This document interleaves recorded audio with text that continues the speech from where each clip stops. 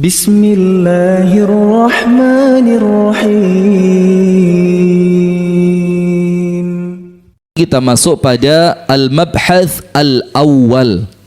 Cara yang pertama yang Rasul lakukan dalam rangka menyelesaikan permasalahan rumah tangganya. Nah, berarti rumah tangganya Nabi juga ada masalah.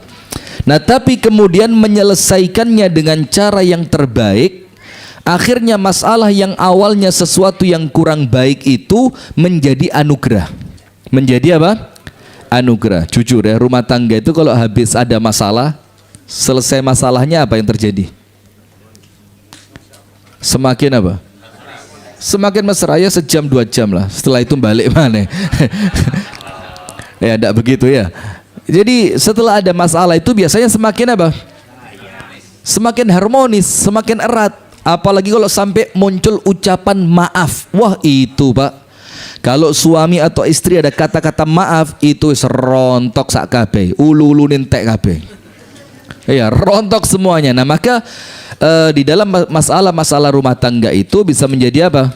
Keberkahan. Nah, cara yang pertama, masuk aja Mas, masuk. Cara yang pertama, al-uslub al-ibtisamatu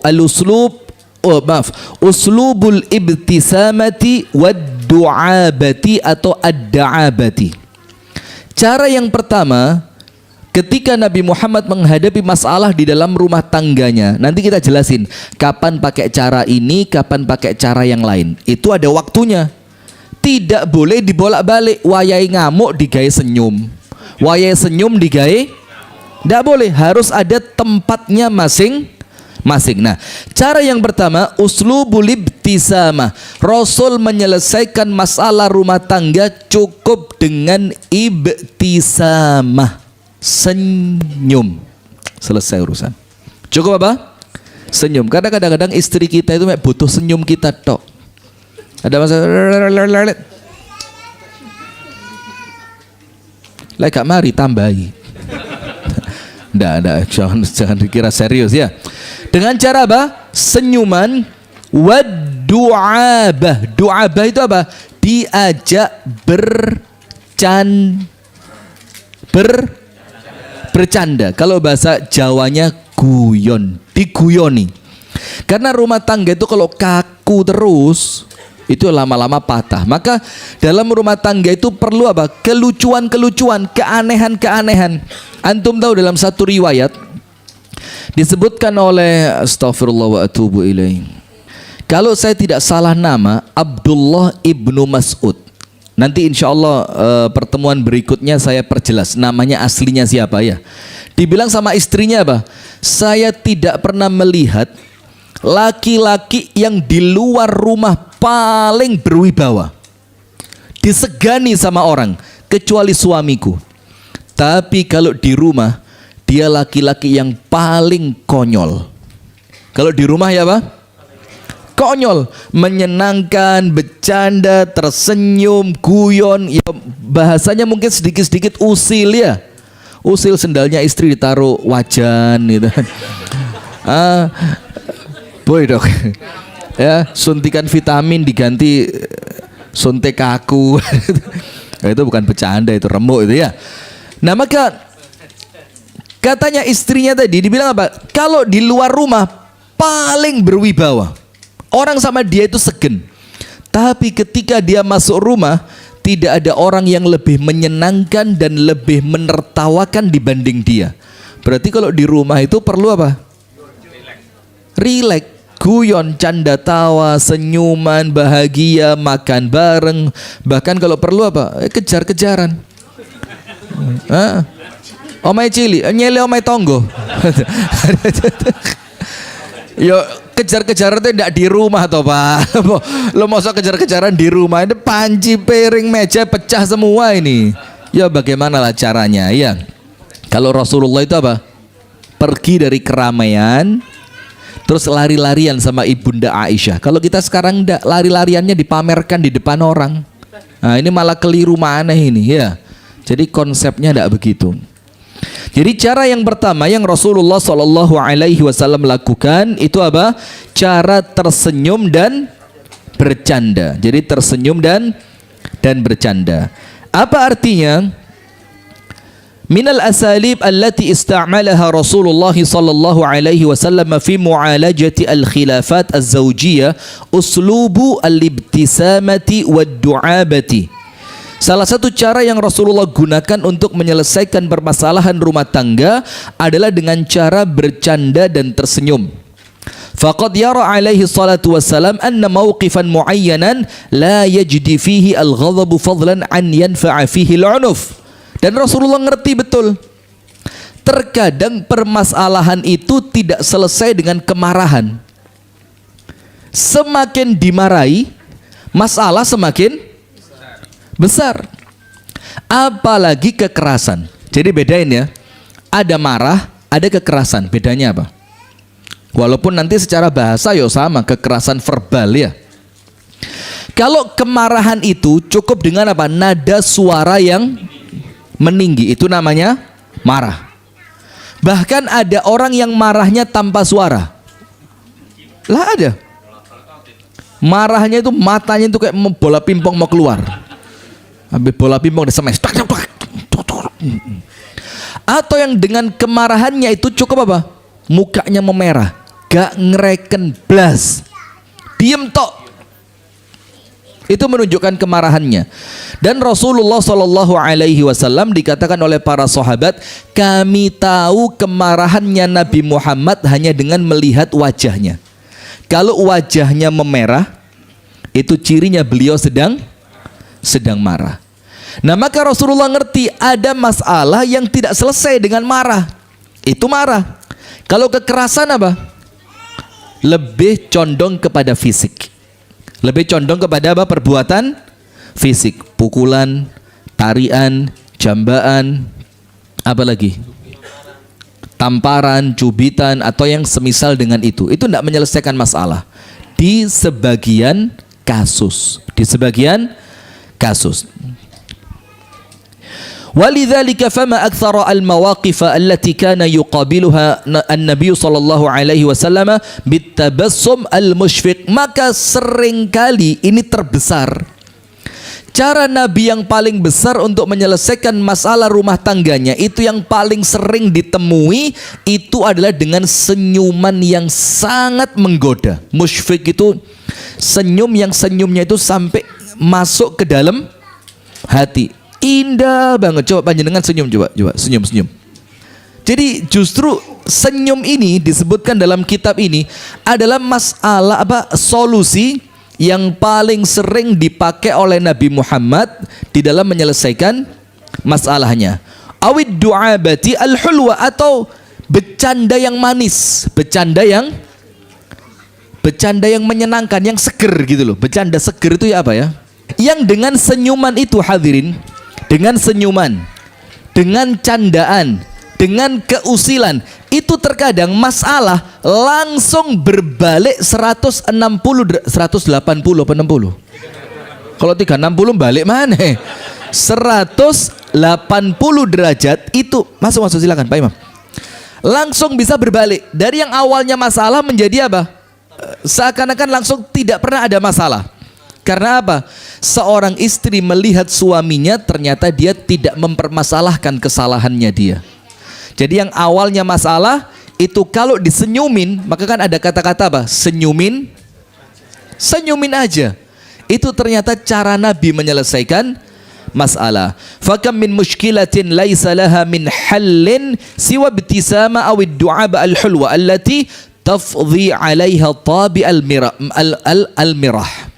Maka disebutkan di sini berapa banyak masalah rumah tangga itu yang bisa diselesaikan cukup dengan senyum dan bercanda saja. Ojo terlalu kaku, jangan terlalu kaku. Maka tahu ndak? Ini ndak tahu video asli atau video editan buatan, tapi pesan yang tersampaikan itu masuk. Seorang suami dibikinkan kopi sama istrinya. Ketika sama suaminya diminum, ternyata kopinya apa? Asin. Suaminya diam aja. Kata suaminya apa? Dek, kalau kopi seenak ini saya minum sendiri kok rasanya nggak pas. saya kepingin membagi kenikmatan kopi ini bersamamu. Istrinya bilang, ah nggak usah. Suami bilang, ombean. Ayo deh, berbagi kebahagiaan gitu. Diminumlah sama istrinya. Ternyata apa? Ternyata asin. Dan subhanallah, dengan itu si istri apa? Langsung merasa begitu dihargai oleh suaminya. Coba kalau langsung kayak so beda gula karo uya. Nah ini kan malah repot kalau begitu kan. Nah jadi kadang-kadang ada sesuatu yang besar itu diselesaikan dengan cara yang kecil saja. Dengan cara yang kecil. Kenapa begitu? Karena banyak sekali senyuman dan candaan itu berhasil di dalam menyelesaikan masalah. Karena apa? Lihat, tabiatnya manusia, tabi'al mirah, tabiatnya manusia itu senang dengan sesuatu yang menyenangkan. Iya apa enggak? Senyum itu menyenangkan apa enggak? Nyenengin. Maka sampai dalam Islam, senyuman itu bukan sesuatu yang dianggap kecil, tapi sesuatu yang bernilai pahala sedekah. Maka dikatakan tabassumuka fi wajhi akhika laka sedekah. Senyumanmu di wajah saudaramu itu mendatangkan pahala sedekah untuk kamu. Jadi kalau saya di depan sini, saya senyum sama panjenengan, saya sedekah sama berapa orang ini? Nah maka kalau saya senyum ya mbok dibalas, merengut. Nah maka tabiatnya manusia itu senang dengan apa? Sesuatu yang bikin hatinya dia bahagia, yang menjadikan hatinya dia tenang, senang, merasa masalah itu menjadi kecil. Salah satunya apa? Senyum dan bercanda. Ketika ada masalah, candain aja. Diajak bercanda, diajak tersenyum. Wa qad ja'at fi as-sunnati al-mutahharati an-namadhija katsira fi tabassumihi sallallahu alaihi wasallam waqtal khilaf. Nah sekarang dikasih contoh. Mana contohnya di rumah tangga Nabi? Ketika ada masalah, mana hadisnya Nabi Muhammad menyelesaikan masalah itu dengan senyuman? Mana contohnya coba? Nah disebutkan di sini ada beberapa contoh dan semuanya kejadian dengan Ibunda Aisyah radhiyallahu taala anha. Semuanya kejadian dengan siapa? Ibunda Aisyah. Disebutkan dalam kitab yang lain, kenapa kok rata-rata kejadian senyumnya Nabi bersama Ibunda Aisyah? Karena Ibunda Aisyah itu secara usia masih sangat bukan muda, belia sekali ya, mungkin masih di bawahnya muda. Wong Nabi Muhammad itu wafat sallallahu alaihi wasallam, itu Ibunda Aisyah usianya baru 18 tahun. Kalau perempuan kita sekarang belum nikah itu. Iya benda, itu Rasulullah wafat, Ibunda Aisyah berapa? 18 tahun. Maka ketika muncul masalah-masalah ini ya boleh jadi usianya masih 12, usianya masih 11, usianya masih 13, sehingga Rasulullah ngerti, ini istriku masih terlalu belia. Tapi ketika dengan Ummu Salamah, ketika dengan Ummu Habibah, bukan lagi dengan cara senyum tok, tapi ada apa? Hiwar. Hiwar itu apa?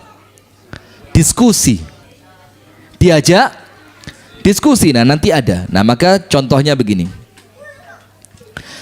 An Aisyah radhiyallahu taala anha qalat, Ibunda Aisyah berkata, Qultu ya Rasulullah, ara'aita law nazalta wadiyan fihi syajara qad ukila minha wa wajadta syajaran lam yu'kal minha, fi ayyihima kunta tarta'u ba'iraka? Ya Rasul, saya mau tanya. Pertanyaannya begini. Kalau panjenengan mau menggembalakan unta, ternyata ada satu padang rumput yang rumputnya sempat dimakan oleh unta yang lain. Dan padang rumput yang kedua, rumputnya masih belum pernah dimakan oleh unta yang lain. Jadi bahasa dalam tanda kutipnya ya, yang satunya rumputnya masih perawan, masih hijau, masih seger, ndak pernah diinjek-injek kambing, ndak pernah diinjek kuda, ndak pernah diinjek unta. Jadi di mana yang panjenengan pilih? Mau dipilih rumput yang sudah pernah dimakan oleh binatang yang lain, atau Anda gembalakan di tempat yang rumputnya masih belum pernah dimakan oleh gembalaan yang lain? Rasulullah ngerti. ini membandingkan antara Ibunda Aisyah dengan minimal Ibunda Khadijah. Karena Rasulullah kan tidak pernah berhenti nyebut namanya siapa? Khadijah. Maka seakan-akan Ibunda Aisyah ingin meyakinkan, sudahlah lupain aja, wong diganti dengan yang lebih muda, lebih baik, lebih Masya Allah. Nah sudah. Atau dalam artian yang lain, Ibunda Aisyah ingin membandingkan dirinya dengan istri-istri Nabi yang lain. Karena yang paling muda Ibunda Aisyah. Dan beberapa kali saya sampaikan biar tidak terjadi kesalahpahaman, kenapa kok Nabi Muhammad menikahi Ibunda Aisyah di usia yang masih sangat belia? Karena itu di zaman Nabi Muhammad menikah, di zaman Arab zaman itu perkara yang biasa. Kalau itu perkara yang luar biasa, maka perkara ini akan digunakan orang kafir untuk mencela Nabi Muhammad. Betul apa enggak? Kalau itu perkara ajaib di zamannya, maka Abu Lahab bilang, Muhammad masa nikah sama anak kecil? Abu Sufyan, Akhnas, Abu Jahal mesti menjadikan itu sebagai bahan apa? Ejekan, olokan. Tapi ternyata tidak ada, menunjukkan apa? Perkara itu di zamannya memang sesuatu yang lazim. Jangan dicoba sekarang. Ya bisa jadi seperti, ingat Syekh Puji. Iya. Karena juga secara fisik, secara adat masyarakat, secara etika di masyarakat, di zaman itu perkara ini bukan sesuatu yang tercela. Faham sampai sini? Nah maka jangan dibandingkan. Maka Anda memahami hadis itu juga harus kembali ke zamannya. Contoh yang lain, tak kasih contoh yang lain. Cek gak bingung. Rasulullah SAW itu sholat mulai awal diperintah sholat sampai akhir Nabi Muhammad wafat itu berapa tahun?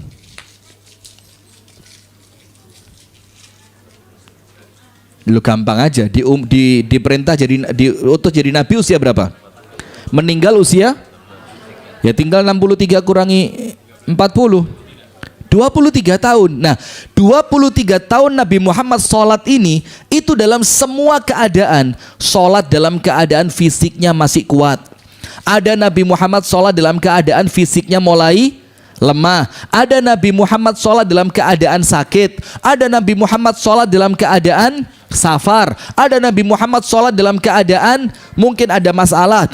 Sehingga semua itu menjadikan tata cara sholat Nabi itu bukan cuma satu. Karena apa? Disesuaikan dengan keadaan dan situasi di mana Nabi Muhammad sholat. Faham enggak? Lo masuk 23 tahun sholatnya sama semua? Padahal ada riwayat Nabi Muhammad sholat berpangku dengan tongkat. Terus apa sekarang panjenengan sholat mau pakai tongkat? Ada riwayatnya Nabi Muhammad sholat pakai tongkat. Bukan cuma khutbah, sholat bersandar pada tongkat. Kenapa hadis itu tidak dipakai? Kenapa sekarang tidak dibilang, oh sunnah Nabi sholat pakai tongkat?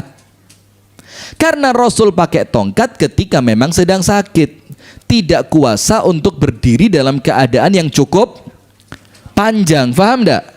Nah maka sama juga dengan masalah-masalah rumah tangga ini, ada situasi dan kondisi di mana itu diselesaikan dengan senyuman. Maka ketika Rasulullah menghadapi Ibunda Aisyah yang secara usia masih belia, maka masalah itu dientengkan. Dientengkan itu bahasa Indonesianya apa? Diringankan. Jangan dijadikan masalah ini semakin meruncing dan besar. Maka Rasulullah ketika mendapatkan pertanyaan itu, Rasulullah tidak jawab. Dalam satu riwayat Rasulullah cuma menjawabnya dengan senyuman. Maksudnya apa? Yus ngertilah kamu. Nah manusia normal ya faham lah mana yang dipilih kan, antara padang rumput yang sudah dimakan dan padang rumput yang belum termakan. Tentu kalau panjenengan milih yang mana? Nah itu kan normalnya manusia. Tapi Rasulullah ngerti kalau tak jawab jadi masalah nanti. Kenapa? Seakan-akan saya memuliakan dia mengalahkan yang lainnya. Nah, dalam riwayat yang lain dikatakan wa fil lati lam turta' minha, sempat Rasulullah jawab. Jawabannya Rasulullah jelas, padat, singkat. fillati lam turta' minha, aku akan letakkan gembalaanku, kambingku, untaku di tempat padang rumput yang belum pernah dimakan oleh gembalaan yang lain. Maka Ibunda Aisyah ngomong apa? Wa fi riwayati Abi Nuaim qalat, dalam riwayat hadis Abu Nuaim, Ibunda Aisyah mengatakan fa ana hiya. Nah, yaitu saya. Yang panjenengan pilih yang kebun yang padang rumputnya belum dimakan oleh ternak-ternak yang lain, fa ana hiya, itulah saya. Ya'ni anna Rasulullah sallallahu alaihi wasallam lam yatazawwaj bikran ghairaha. Artinya apa? Nabi Muhammad tidak menikahi seorang pun yang masih gadis kecuali Ibunda Aisyah. Dalam riwayat yang lain, lihat permasalahan antara Ibunda Aisyah dan Ummu Salamah. Saya sering saya sampaikan. Jadi dalam rumah tangga Nabi Muhammad itu, kalau panjenengan teliti nanti, mungkin di sini nanti ada, itu kan istrinya 9, sallallahu alaihi wasallam, 9. Itu ada 2 kelompok. Ada kelompok yang satu grup dengan Ibunda Aisyah, ada satu kelompok dengan grupnya Ummu Salamah. Jadi ada yang kepala grupnya Ibunda Aisyah, ada yang kepala grupnya siapa? Ummu Salamah. Dan mereka wajar, dalam tanda kutip, walaupun bukan makna sesungguhnya ya, jangan salah paham, bukan makna sesungguhnya, itu saling mengganggu. Kalau Rasulullah sedang di malamnya kelompoknya Aisyah, kelompoknya Ummu Salamah ngerecokin. Dan sebaliknya, kalau Rasulullah sedang di jatahnya kelompoknya Ummu Salamah, kelompoknya Ibunda Aisyah, ya Rasul ada pertanyaan. Ya biasalah kata-kata itu. Ya Rasul ada yang penting ini, padahal tidak ada apa-apa. Kenapa? Ya normal, namanya juga manusia. Nah, suatu hari qalat Ibunda Aisyah berkata, dakhala alayya yawman Rasulullah sallallahu alaihi wasallam. Suatu hari Rasulullah masuk ke rumahku itu sudah menjelang matahari tenggelam, atau dalam riwayat yang lain sudah terlalu siang. Artinya seharian Nabi Muhammad tidak pulang. Nah, coba pernah kejadian enggak di rumah panjenengan ibu-ibu? Suami seharian enggak pulang. Kalau zaman dulu masalah besar, kalau sekarang tinggal ditelepon, video call dong. Pengen lihat. Nanti video call tok gak lenggo. Coba itu kameranya diputer. Loh, saya ndak enaknya cerita begini ngono iku lho ngarai. Kau enak malian. Saya cerita gini pengalaman kan padahal ya iya aja nih. Jangan. Ndak bercanda ini ya. Nah, sudah. Maka zaman itu kan ndak ada handphone. Ndak ada bagaimana alat-alat komunikasi yang memudahkan seorang istri mengetahui keberadaan suaminya. Maka ketika Nabi Muhammad tidak pulang sepanjang hari, itu menjadikan Ibunda Aisyah merasa apa? Was-was, kaget, ada apa suami saya ini? Dan itu wajar. Maka kalau istri tanya, lagi di mana? Santai aja jawab. Lawang dia cuma tanya, apa susahnya jawab? Di mana? Jawab. Di hatimu. Di mana? Jawab aja. Di mana Anda sedang berada? Kalau saya paling gampang, di mana? Di buminya Allah. Selesai. Mau lari kemana? Buminya Allah. Tapi ya jawabannya yang pantas lah. Di mana? Di rumah Pak Solihin. Di mana? Lagi ngopi sama Pak Mustari. Di mana? Bekam sama Pak Imam. Di mana? Nyate sama Pak Yahya. Selesai urusan. Cuma kadang-kadang istri itu tanya bukan karena rasa pengen tahu, tapi rasa curiga. Ojo ngomong pengalaman mana? Guyu, astagfirullah, khautiku alat orang-orang ini ya. Nah sudah, maka ketika Rasulullah masuk, fakultu, aku ngomong sama Nabi Muhammad langsung ini, bedain sama Ibunda Khadijah. Rasulullah pulang ketakutan, menggigil. Ibunda Khadijah tidak tanya apapun, kecuali langsung ditenangkan. Ibunda Khadijah. Ibunda Aisyah, suami ndak pulang seharian baru dateng langsung apa? Aina kunta mundhul yaum. Seharian kemana aja? Dari sini kita ngerti kenapa Ibunda Khadijah itu tidak pernah hilang dari hatinya siapa? Rasulullah. Dari segi ini saja kelihatan nggak bedanya? Walaupun kita katakan semua istri Nabi mulia, radhiyallahu ta'ala anhunna ajma'in, semoga Allah ta'ala meridhoi mereka semua, amin ya rabbal alamin. Kalau Ibunda Khadijah ya apa? Suami tidak pulang lama, pulang-pulang kok tidak seperti biasanya, menggigil, kedinginan, panik, ketakutan, langsung masuk kamar, siapin pakaiannya, gantiin pakaiannya, dirapiin badannya segala macam, baru kemudian dibilang, tenang suamiku, tidak akan ada keburukan untuk kamu. Istri begitu. Kalau Anda kepingin senantiasa ada di hati suami, maka jadilah seperti Ibunda Khadijah. Nanti istri ngomong, ya kamu jadiin Muhammad dulu. Ngawur ae. Jawaban klasik. Tak cerita nih, Asia istrinya Fir'aun, bingung nanti kamu ya. Itu suaminya Fir'aun, istrinya tetap taat. Suami Anda Fir'aun, adik kelas. Nah, maka kemudian ditanya, aina kunta mundhul yaum? Ndak ditanya sudah makan belum, capek apa ndak, oh bagaimana urusanmu hari ini, enggak, langsung apa? Aina kunta mundhul yaum? Seharian kemana aja? Di WA nggak dibales, di telepon nggak diangkat, minta Sherlock nggak dikirim. Ini paling menakutkan, Sherlock dong. Suami pinter, sudah punya pin Sherlockan. Sudah. Maka apa jawaban Rasulullah? Ingat, Rasulullah tidak pernah berbohong. Itu kuncinya. Rasulullah tidak pernah berbohong. Rasulullah ngaku, karena tidak ada yang salah di situ. Rasulullah bilang apa? Qala, ya Humaira, kuntu inda ummi Salamah. Tadi seharian saya di tempatnya Ummu Salamah. Langsung di rumahnya siapa? Ummu Salamah. Dan saya pernah sampaikan kan, Ummu Salamah itu perempuan cantik, radhiyallahu ta'ala anha, perempuan cantik luar biasa. Faqalat, faqultu, kata Ibunda Aisyah, maka aku langsung jawab. Jawabannya kalau kena sama kita sekarang, kira-kira langsung kita tampar istri kita itu. Tapi kejadian sama Rasulullah, maka ketika jawaban istri itu seperti ini, apa yang Rasul jawab atas jawabannya istri itu untuk kita jadi pelajaran. Apa kata Ibunda Aisyah? Ma tashba' min ummi Salamah. Panjenengan tidak pernah kenyang dari Ummu Salamah ya. Kalau bahasa kita, tidak pernah puas kamu dengan Ummu Salamah gitu loh.